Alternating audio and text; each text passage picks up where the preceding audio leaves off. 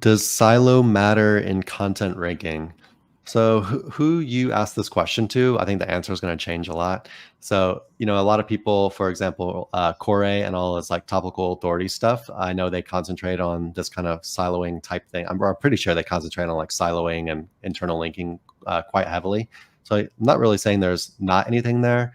But the way me and Nick do things is basically just using internal links to link to things that make sense from the article. It's really as simple as that. Does it make sense to link to from this article, or am I just trying to jam it in there and link to some like random crap? This is a question you can ask yourself when you do your internal linking like that.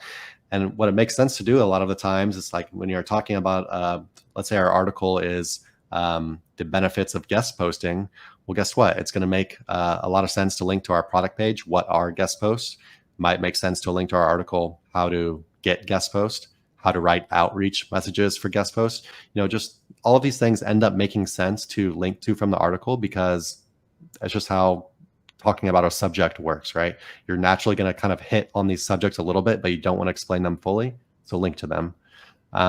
Me and Nick are not big silo people. We're very loose with the way that we do internal linking. We literally just do, if it makes sense, we link to it. I'm not saying that there's nothing there that you could actually make if you went like really hardcore internal linking and figured out like all the math behind it and whatnot. Yeah, sure. You can probably get some benefit from that. But from our experience from ranking websites on Google for a pretty long time now, it's not something we've ever concentrated on heavily. And I don't think it's 100% necessary, or I don't think it's necessary to silo at all, actually. But can you get benefit from it? Probably. I'm not really sure how much of a benefit that is exactly. But if you're just doing things naturally and you're trying to help your reader and linking to the stuff that's relevant and makes sense, then I feel like you're pretty much following like the 80-20 rule, right? You're doing like the most important thing that gets the bulk of the results. And then maybe there's a little extra benefit you could get if you really went hardcore into stuff. But yeah. What else you got on that, Nick? I mean, that's it. It's covered, and we've covered it at this point a few times, but our answer never changes. Is just internal links to where it makes sense for them to go is the best practice in our opinion.